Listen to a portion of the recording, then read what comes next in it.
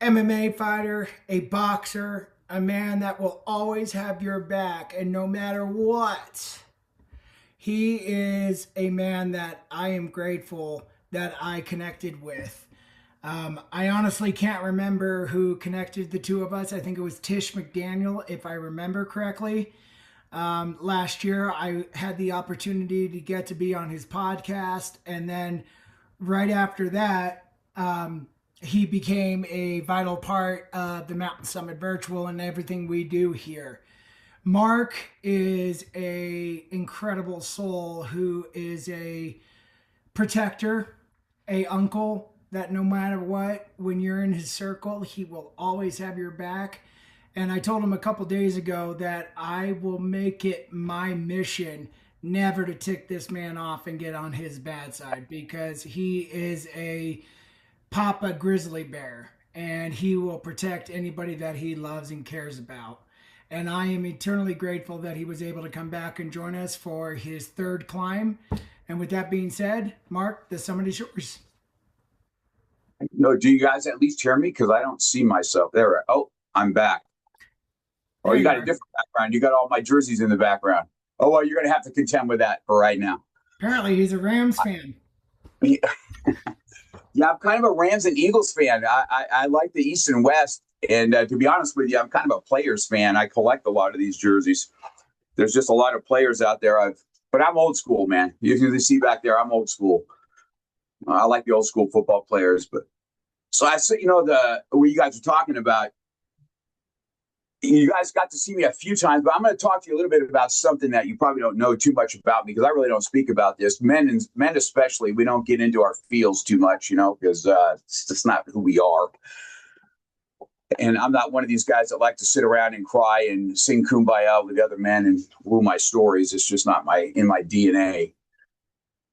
So I'd like you guys talk about me being in the martial arts, and I know my reputation out there for what it is. So I thought I'd discuss why is it I am a sheepdog? What put me on this path?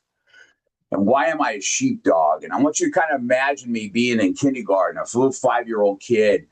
And I was in kindergarten. And remember, you made those handprints in the sand and you'd bring them home to your parents. And I'll never forget, this is where my journey started so long ago on being a protector. I was putting our handprints in and our teacher bring us down these stairs into this basement, into this school. And when I go by the school, I'll get chills in my forearm still. We go down to this kiln room, and that's where they harden the clay handprints at. And we were just kids. We're supposed to be having fun, doing all this stuff. But in that room, I saw something I should have never seen as a child. And I watched a teacher do stuff to little girls they should have never been able to do. And I was helpless. I remember like it was yesterday, like I couldn't do anything. There's nothing I could do. My mom would pick me up every day and I'd be crying. And she didn't know why I'd cry every day when I was at this school. But the truth is, I didn't really fully know either at that time, being a little kid. But something at that time was being written on my heart. That moment planted a seed. And the same thing happened to me as a young kid myself at 6 years old with a male cousin. Stuff to me that he should have never done. And I remember that like it was yesterday. And I'm saying to myself, I am not going to allow this to happen to me as I get older, nor am I going to let it happen to other people. So you're going to fast forward to my 20s now. And I walk into a martial arts school because of my little brother for the first time. And I did my first class. And inside, I'm like, I always carried this anger and this frustration. So I didn't go to martial arts to learn how to fight. I was already kind of an aggressive dude. I went in there to refine my skills. And I learned very fast that it was just the opposite of that. But I also knew this is what I was called to do. That's why I'm a sheepdog. This is where my calling is. So I want to give you kind of 3 points about living a life of purpose. See, purpose is born from pain. It really is. Let me tell you something most people really don't want to hear. Purpose is born from the pain that we endured. We love the highlight reels of our life. We love to celebrate wins, but purpose, and it gets forged in the fire. The tears I cried as a little boy, they didn't destroy me. They certainly directed me. Pain has a way of sharpening your awareness. Pain will either make you bitter or it will make you better. And I've learned this after decades on the mat and in life. The people who walk in the strongest purpose usually walk through the deepest pain. So if you're sitting here today and you're carrying something heavy, I got one word for you: good. Because that weight might be the very thing that shapes your calling. Pain doesn't break you, it builds you. That's point number one. Purpose is born from pain. So point number two is purpose demands discipline, though. If you're going to have purpose in life, it demands some type of discipline that goes with it. Now, here's where most people lose the trail. Purpose sounds so exciting. What an exciting thing. Discipline, not so much. Not so much. Because that forces you to look yourself in the mirror and go, maybe I'm not as disciplined as I think I am. See, when martial arts came into my life, I thought I was just going to learn how to fight, and I was so wrong. I got so tooled and humbled in classes. I figured out I wasn't the baddest guy on the planet real quick. But I'll tell you what I was learning. I was learning how to show up when I didn't feel like it. After a good beating, I didn't feel like that. I was also learning how to keep going when the progression was slow. And it's still like that today on the jiu-jitsu mat. When I get on the mat, I'm like, man, I really suck today. And am I getting any better ever? But I keep learning how to show up when progress is slow. I was learning how to do the boring, that repetitive work that nobody applauds, that nobody sees you do, at those repetitions that no one sees you do. See, everybody wants purpose, but very few want the discipline that sustains it. See, discipline is what gets you up early. Discipline is what keeps you consistent. Discipline is what carries you when motivation packs its bags and disappears, because it happens quick. Motivation is it gets you going, but man, it disappears so fast.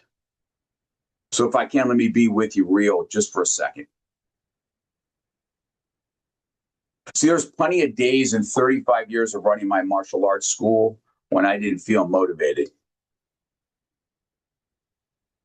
But I was disciplined in my thought process. My purpose was bigger than my lack of wanting to do it. Because purpose without discipline, you want to know what that is? I'm going to get real with you now. I don't know if you want to hear this, but, purpose without discipline is just talk. And you just talk about it. You're going to talk about it, or you're going to be about it. So discipline is the bridge between pain and purpose. So number one, right, we have pain born. Purpose is born from the pain. Purpose demands discipline.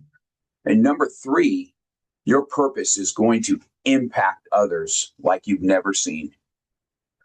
Here's that part that changed everything for me. So your purpose is never just about you. Never.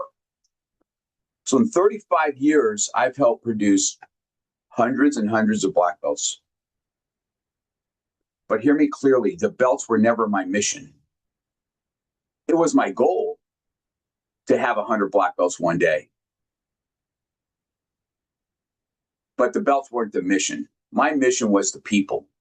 It was taking the shy kid who finally found confidence. Maybe that shy kid was me sometimes. Or the kids are being bullied in school. It was a bully, that bullied teen who learned how to stand tall, how she how she got beat one day, and I taught her how to stand for herself and how to fight back. till she's one of my best students I've ever had. It was the overwhelmed adult who discovered they were stronger than they thought because the wife left him, and he cried on my shoulder, not knowing what to do. And at that time, I wasn't just a self-defense instructor. I'm a counselor more than I am anything else. I'm a sheepdog. That's when I realized something very powerful. When you live in purpose long enough, your life starts to echoing in other people's lives like you've never seen. See, that's legacy. That's impact. That's what sheepdogs do. So if your goals only make your life better, your purpose might be just too small. If your goal is only to make your life better, your purpose is way too small. Purpose leaves fingerprints on other people's lives. I don't stand here today as a perfect man. Now, trust me, I'm far from it. I can tell you that. I learned that they say in the jiu-jitsu world, some days you're the hammer, sometimes you're the nail, and sometimes you're the board.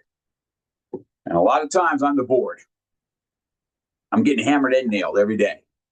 But the truth is, I was just as broken as anybody else in this room. Loss of my nephew, him dying so young, watching my sister so devastated. I was a single dad. I raised all my children. My wife and I divorced, and I raised the children. She had issues with some drugs and stuff like that, and I took on that responsibility as a single dad. And I raised some awesome adult kids at this point. I had a GED education, guys. I didn't graduate high school. I took the proficiency test to get out of high school. I had blue collar hands. I was a machinist, just trying to hold my life together for a long time. I did what my father and my grandfather did. There are plenty of moments I didn't feel qualified, plenty of moments I didn't feel ready for anything. And more than a few where quitting would have been so much easier. Isn't that? Quitting life and quitting on things is so easy to do. But I kept showing up. Not because I had it all figured out, but because I decided my past wasn't going to be my prison. I can tell you that. Over the years, by God's grace and a lot of discipline, I've been blessed to help change a lot of lives. I've built martial arts schools. I've helped others build their martial arts schools that have impacted hundreds of people. My school stood for 35 years. I'm the second oldest school in the LA County where I'm at. I've wrote some books. I've spoke on some great stages. I've built stability for my family through some real estate, not because I was special, because I stay in the fight.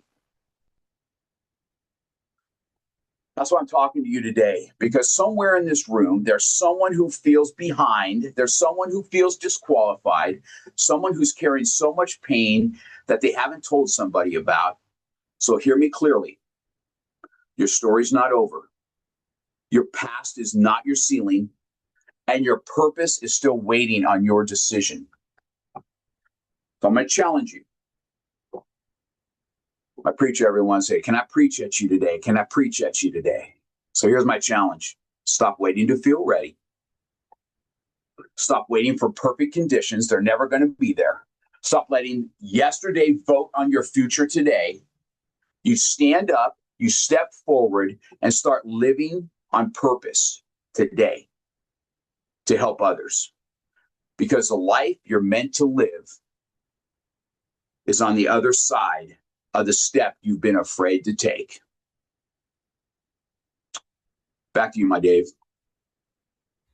Bro, thank you for that. Thank you for sharing that side of you on what built you into the man that you are today. Absolutely loved it. We're going to open this up to the Zoom room, and then hi, Sierra, you get to go first. That popped up very quickly. I'll go after everybody else. Mark, I mean, I've heard you speak a couple of times now during the summit, and I think this was my most favorite speech that you have given because it was about you.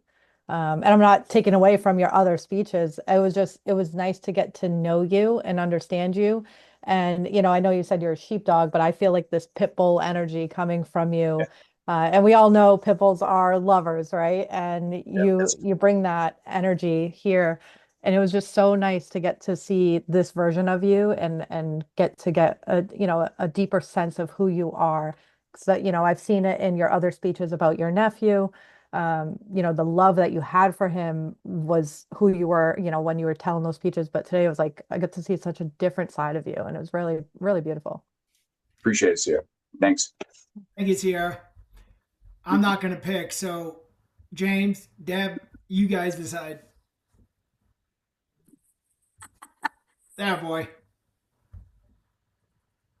Okay, Mark. So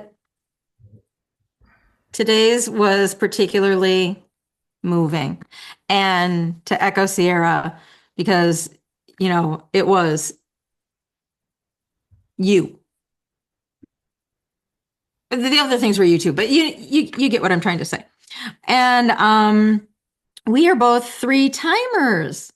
I feel like we joined, well, I mean, that means we joined the mountain at the same time, and now we've been on 3 climbs, and I feel like, you know, you're my school chum in this wonderful universe that Mr. David has created.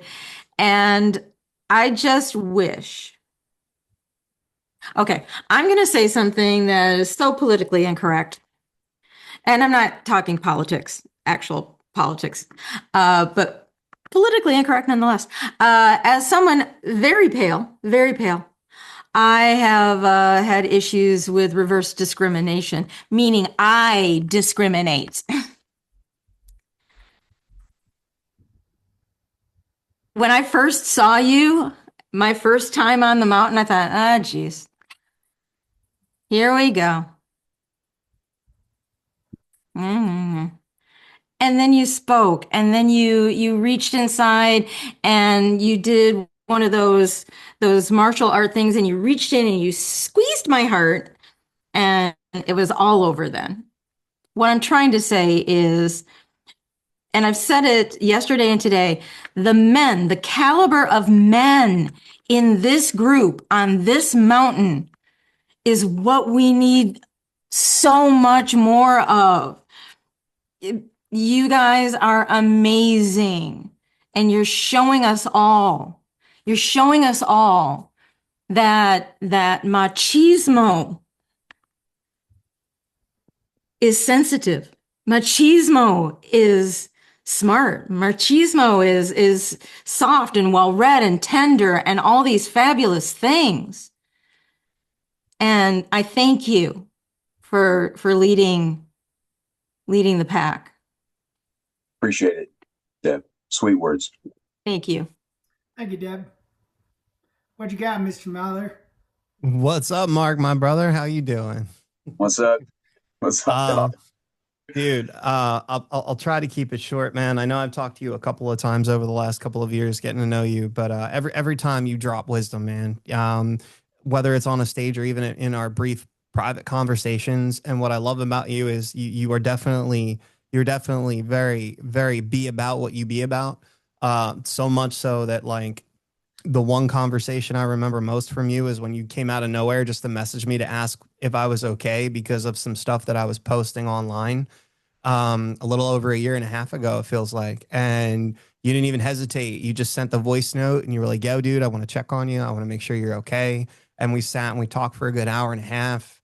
And ever since then, man, I feel a connection to you, like almost like a brother, like an older brother, like a mentor. And I want you to know, for a guy that has a problem with trusting men and has a problem with wanting to open up and be not only like mentored by men, but like let someone in on a circle like that. You just do it so naturally, and I appreciate you for it. And I appreciate you for being you, man. And I always look forward to seeing you, because you bring a presence of aura, and you bring a great aura, but you also bring a presence of safety. Like, it's okay to talk about the things that are not okay. It's okay to step up and be about what we need to be about. And every conversation you have, I feel like you directly speak to me, even though there's like a bunch of people here. So I just want to say, man, I'm very grateful for you, and I appreciate you and what you do. And I loved seeing the side of you today. Appreciate it, James. Thanks, man. Thanks, dude. I would second, third, fourth, fifth, sixth, all of that. Mark, like seriously, man, it was a godsend when Tish connected you and me.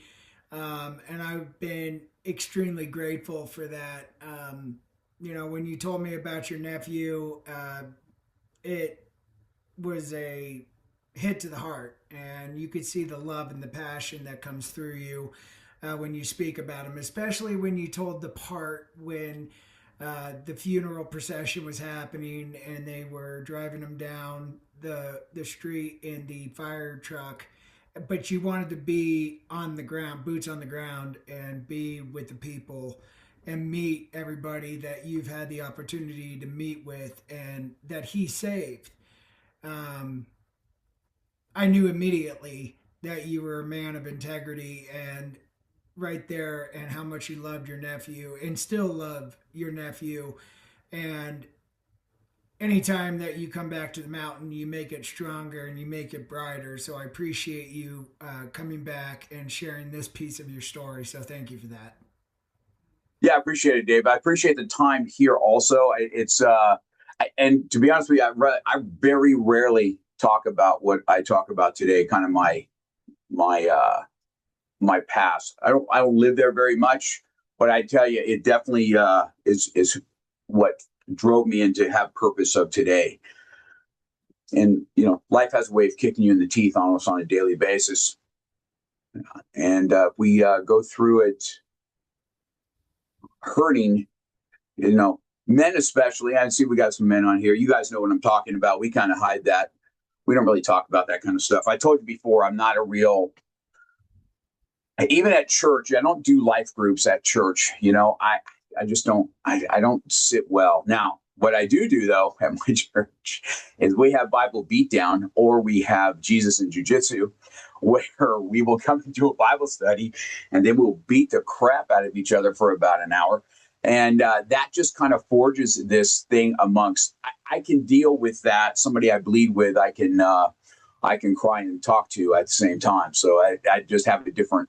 That's kind of my way of doing it. But I definitely enjoy doing this. I know that I do come across as I'm kind of tatted up. I'm kind of a hard looking dude, but I do love people. I do have compassion for people, and I am a protector, like to the core. So with that being said, if we ever get together live, how about I teach you girls how to choke a fool out one day? How about that? I think you're Can getting. David be the practice example? Absolutely. Yay. Thanks, Absolutely. Megan. Thanks. Yeah. Okay, fine. I wouldn't mind getting a little favor around the neck a little bit. Michael and I can be the test dummies, okay? So That we sounds won't do awesome. we won't do the rollerblade race. Yep, I spoke for you. So Now I got him on camera. so That's good. go ahead, Mary. You got something you want to share? Yeah, Mark, I appreciate you showing up today because you definitely have the dad energy, and we need more of that from men in this world. And so I appreciate that for making me as a woman feel safe with that energy that you brought. So I would definitely take you up on learning how to kick Michael Faber's ass. So that'd be great. There you go, Mike. We'll have our first live event here later this year, and we'll do a demonstration class with Michael as the first test dummy, and then I'll be the backup, okay? Yes, go ahead, Mike. I invited Mark to settle this in Florida, and Mark, he declined my invitation. And all I heard was Mary call you an old man. But I appreciate it, and I look forward to the time we're together again, brother. Oh, listen, I probably am everybody's dad up in here, okay? I mean, I'm going to be 65 next month, but I still get on the mat and tear it up with you youngsters now, okay? Don't get it twisted. Maybe it might be a little harder for them. Yeah, maybe we'll have the test dummy be James. I think he's one of the younger dudes in the group here. So I could take punishment. Let's go for the team and for the lessons. So, I'll pay to watch James getting beat up. I'm sorry. I'll fight Paul Damn. Root again. Damn. Love you guys. Well, now I got a new business aspect. Mike, We need to gotta take get working that. on that.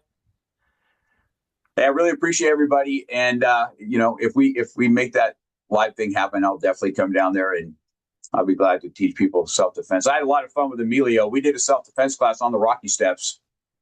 That was so fun. Yeah, That was a highlight of my day. I had little kids come and taking the class with us. It was so fun. that's cool. Well, we are talking about doing a live event here in Colorado at some point this year. So we'll be in touch and we'll let everybody know when that happens. So Mark, Yeah, seriously, bro. Posted on that. I take my tattoo artist lives there, and that's where my nephew lived. I'll go visit his fire station if I come in. Yeah. So Yeah, definitely keep you and everybody in the loop on that. So appreciate everybody. appreciate you, bro. All right.